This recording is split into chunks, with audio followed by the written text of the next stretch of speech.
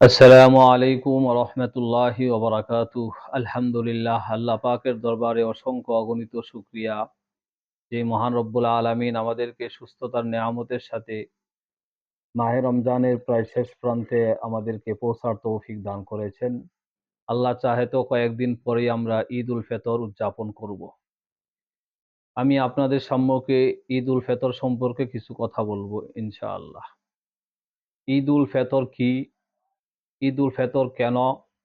ঈদ উল ফিতর উপলক্ষে সদকায়ে ফিতির কাকে দিব, কি দিব?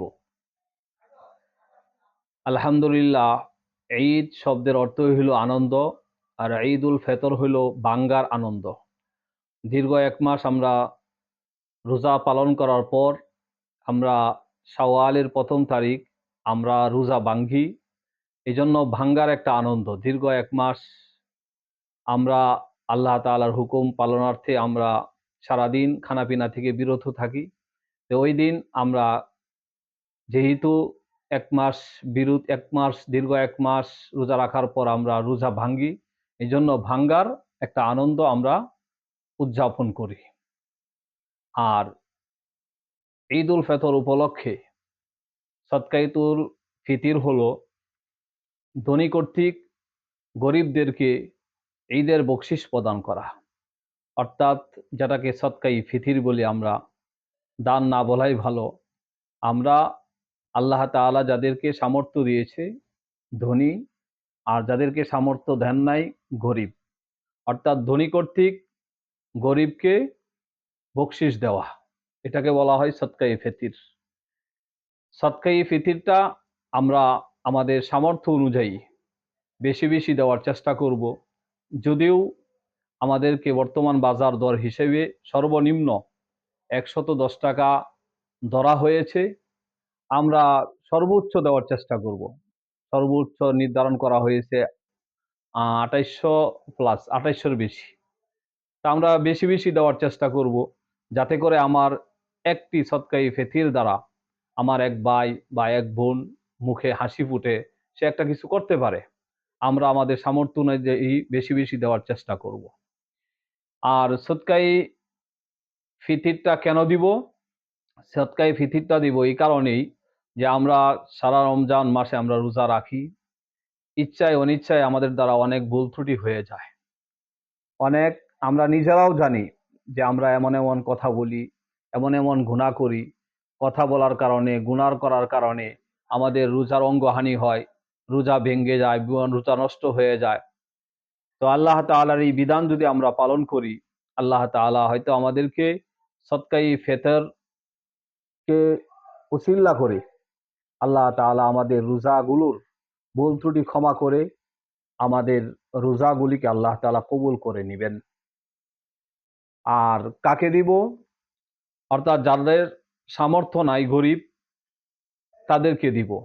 অর্থাৎ ঈদের দিনের শুভে সাদিক পর্যন্ত আমাদের কাছে যদি বর্তমান বাজার দর হিসাবে ২,৩০,০০০ টাকা অথবা তার সমপরিমাণের কোনো মূল্য, স্বর্ণ, রূপা, ব্যবসার মাল বা নগদ টাকা পয়সা সব মিলিয়ে যদি আমার কাছে ২,৩০,০০০ টাকার ৩০,০০০ টাকা অথবা ২,৩০,০০০ টাকার মূল্যের জিনিসপত্র যদি আমার কাছে বিদ্যমান থাকে, তাহলে আমিই ধনী।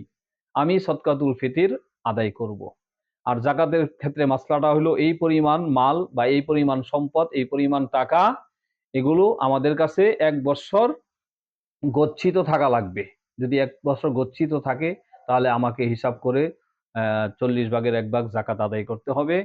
আর যদি ১ বছর না থাকে উপস্থিত, আমাদেরকে সদকায়ে ফিতির আমরা আদায় করব। আমাদের স্ত্রীর পক্ষ থেকে আদায় করব, আমাদের নাবালেগ সন্তানদের পক্ষ থেকে আমরা আদায় করব।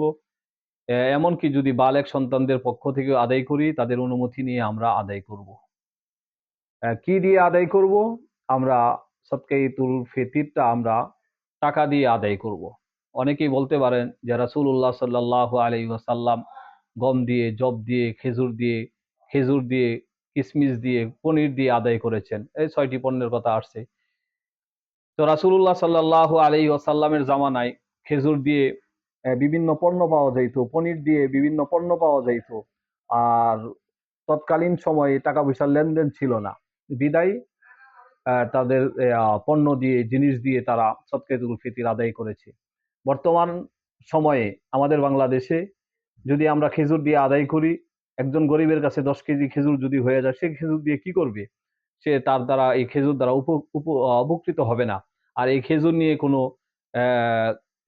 মুদির দোকানেও গেলেও এই খেজুরের পরিবর্তে তাকে পণ্য দিবে না। এজন্য আমরা সবসময় টাকা দিয়ে সদকাতুল ফিতর, টাকা দিয়ে জাকাত আদায় করব। তাহলে যাকে আমরা দিব সে তার অভাব অনুযায়ী, তার চাহিদা অনুযায়ী টাকা দিয়ে সে খরিদ করে নিতে পারবে। এই জন্য আমরা এই টাকা দিয়ে আমরা সদকাতুল ফিতর আদায় করব। তা আশা করি সদকাতুল ফিতর কি, সদকাতুল ফিতর কেন, সদকাতুল ফিতর কাকে দিব, আর সদকাতুল ফিতর কি দিয়ে দিব, প্রত্যেকটা প্রশ্নেরই উত্তর আপনারা পেয়েছেন। আল্লাহ পাক রব্বুল আলামিন আমাকে এবং আমাদের সকলকে এই কথাগুলোর উপর এবং এই সদকাতুল ফিতরের মাসলার উপর আমাদেরকে আমল করার তৌফিক দান করুন। আমা আলাইনা ইল্লাল বালাগ।